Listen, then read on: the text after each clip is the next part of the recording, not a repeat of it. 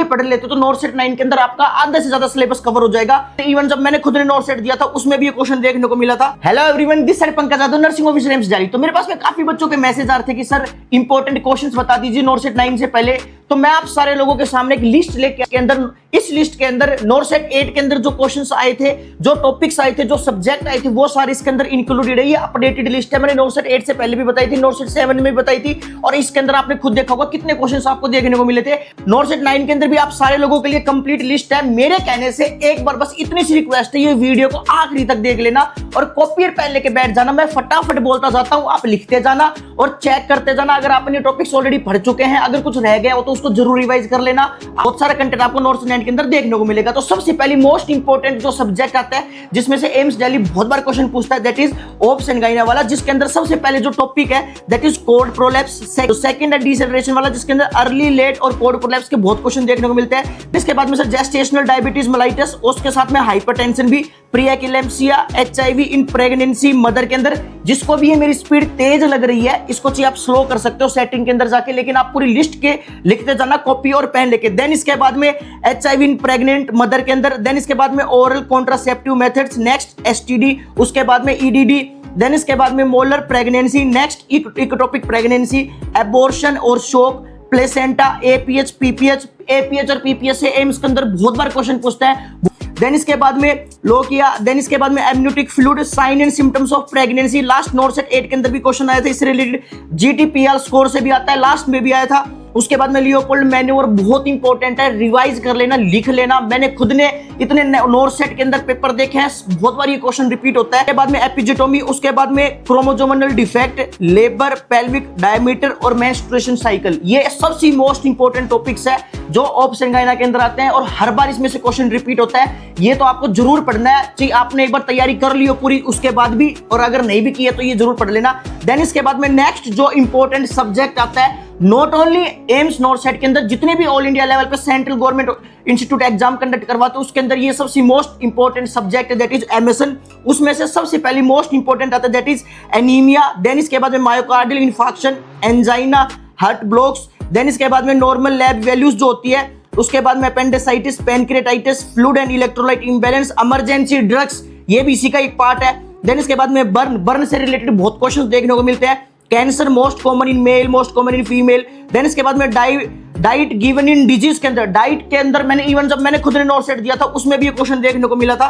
Cranial nerves, diabetes mellitus, insulin therapy. Diabetes mellitus के अंदर insulin की जो साइट होती है, डोज होती है, बहुत बार ये क्वेश्चन रिपीट होता है। इसलिए क्यों रिपीट होता है? क्योंकि जब आप एम्स दिल्ली ज्वाइन करोगे या फिर कोई भी एम्स इंस्टीट्यूट ज्वाइन करोगे तो उसके अंदर ये चीजें आपको इंप्लीमेंट करनी है। तो ये बहुत इंपॉर्टेंट ड्रग होती है जो जनरली यूज की जाती है। Hypertension, Parkinson disease, Alzheimer disease. Acid base balance question पूछा जाएगा, लिखवा लेना एसिड बेस बैलेंस का। देन इसके बाद में ABG analysis, ICP, CVP, IOP. Then इसके बाद में फ्रैक्चर से रिलेटेड बहुत क्वेश्चन देखने को मिलते हैं। ट्रैक्शन हो गया, वेंटिलेटर एंड इसके मोड हो गए, बहुत बार क्वेश्चन पूछते हैं। वेंटिलेटर से रिलेटेड क्वेश्चन इसलिए ज्यादा पूछे जाते हैं क्योंकि जब आप एम्स ज्वाइन करते हो तो वहां पे अगर आपकी आईसीयू के अंदर ड्यूटी लगती है, वहां पे ये चीज आपको यूज की जाती है, आपको करनी होती है, आपको ऑपरेट करने होते हैं। तो इसलिए वेंटिलेटर से रिलेटेड और इसके मोड से रिलेटेड क्वेश्चन हमेशा पूछे जाते हैं। सीओपीडी हो गया मोस्ट कॉमन, अस्थमा हो गया, रेस्पिरेटरी ट्रैक्ट इन्फेक्शन हो गया, न्यूमोनिया हो गया, सीजर एंड इसके टाइप्स हो गए, आइज डिसऑर्डर हो गया, कैटरेक्ट एंड ग्लूकोमा हो गया, हेपेटाइटिस हो गया, मेनिंजाइटिस हो गया, जीईआरडी हो गया, गुल्लन-बेरी सिंड्रोम मोस्ट इंपॉर्टेंट है, हेड इंजरी मोस्ट इंपॉर्टेंट है, और हार्मोनल इंबैलेंस। वो टॉपिक्स है एमएसएन के अंदर जो आपको अगर ये सारे टॉपिक्स पढ़ लेते हो तो उसके बाद में आपका कुछ नहीं बचता। अब आप ये मत बोलना कि सर आप सब कुछ तो बता रहे हो, ये तो हमें ही पता है। भाई मैं सच बता रहा हूँ, ये वो टॉपिक्स है जिसमें से हर बार एम्स क्वेश्चन पूछते हैं और वो सिलेक्टेड टॉपिक्स है। अगर आप ध्यान से, अगर आपने अच्छे से एमएसएन पढ़ी होगी तो इसके बियॉन्ड भी बहुत सारे टॉपिक्स बच जाते हैं, पर वो इतनी इंपॉर्टेंट नहीं है। इंपॉर्टेंट वो क्वेश्चंस कहीं से भी आ सकता है, लेकिन ये सबसे मोस्ट इंपॉर्टेंट है। अगर ये पढ़ लेते तो नॉर्थ सेट 9 के अंदर आपका आधे से ज्यादा सिलेबस कवर हो जाएगा और इसके बाद में सिर्फ आपको एमसीक्यू की प्रैक्टिस करने की जरूरत है। आप खुद जिस दिन एग्जाम के अंदर बैठो उस दिन आकर मेरे से बात करें ना कितने क्वेश्चंस इसमें से आते हैं। देन इसके बाद में जो नेक्स्ट सब्जेक्ट है that is fundamental of nursing, उसके अंदर most important question north set 5, 6, 7, 8 9 वाला लगने वाला है, हर बार ये क्वेश्चन पूछा जाता है, दैट इज ड्रग कैलकुलेशन से रिलेटेड। ड्रग कैलकुलेशन बहुत इंपॉर्टेंट है। वाटर सील ड्रेनेज, ये ऑल इंडिया लेवल पे जितने भी एग्जाम्स होते हैं उसके अंदर ही पूछा जाता है। देन इसके बाद में कैथेटराइजेशन, देन इसके बाद में CPR, central line dressing, vitals, IV fluid therapy, wound हो गया, एनीमा हो गया। एनीमा तो बहुत बार क्वेश्चन पूछा गया है एम्स दिल्ली ने। NG tube, ET tube, most common tracheostomy tube हो गया, टीपीएन हो गया। टीपीएन से रिलेटेड बहुत क्वेश्चंस देखने को मिलते हैं। जब आप यहाँ पे एम्स ज्वाइन करोगे तो वहां पे भी आपको टीपीएन से रिलेटेड चीजें डील करनी होती है, तो इसलिए वो क्वेश्चंस पूछते हैं। देन इसके बाद में सीपीआर हो, जो नर्सिंग का सबसे इंपॉर्टेंट टॉपिक है फंडामेंटल ऑफ नर्सिंग के अंदर, दैट इज सीपीआर। ये तो हार्ट है फंडामेंटल ऑफ नर्सिंग का। देन इसके बाद में ब्लड ट्रांसफ्यूजन, पोजिशनिंग हो गया, सक्शनिंग हो गया, फीवर हो गया। सक्शन से रिलेटेड बहुत क्वेश्चन देखने को मिलते हैं। विटामिन डेफिशिएंसी हो गया, O2 थेरेपी हो गया, बायोमेडिकल वेस्ट मैनेजमेंट हो गया, कोलोस्टोमी हो गया, सूचर हो गया, कलर कोडिंग ट्रायल्स का हो गया, सीवीपी हो गया, बेड सोर हो गया, विटामिन डेफिशिएंसी हो गया। मैं फिर बोल रहा हूं, मेरी अगर स्पीड आपको तेज लग रही है तो आप स्लो कर सकते हो सेटिंग के अंदर जाकर, पर एक सिंगल टॉपिक मत छोड़ देना। ये टॉपिक्स पढ़ने के बाद में, अच्छे सिंगल चीज पढ़ने के बाद में आपको बस एमसीक्यू की प्रैक्टिस करनी होगी। देन इसके बाद में सीवीपी हो गया, बेड सोर हो गया, ये हो गया। देन इसके बाद आईवी फ्लूइड्स हो गए, डाइट गिवन इन डिजीज के अंदर, ये दोबारा से इसके अंदर आता है। ये एयरवे ऑब्स्ट्रक्शन मैनेजमेंट हो गया, हैंड वॉशिंग हो गया, स्टेरिलाइजेशन एंड मेथड हो गया, साइट ऑफ इंजेक्शन हो गया, बैंडेज एंड इट्स टाइप हो गया, needle stick injury most common question आता है इसमें से। बायोप्सी, लीवर बायोप्सी होती है लीवर की, किडनी की और बोन मैरो की। डायलिसिस हो गया, अंडर 5 क्लिनिक्स हो गए। ये वो टॉपिक्स हैं जो आपको फंडामेंटल ऑफ नर्सिंग के अंदर पढ़ने हैं और आपको बहुत ज्यादा नर्सिंग का सिलेबस कवर हो जाएगा। आपका खुद कॉन्फिडेंस बूस्ट होगा जब आप ये सारे टॉपिक्स पढ़ लोगे, आपको खुद पता चल जाएगा।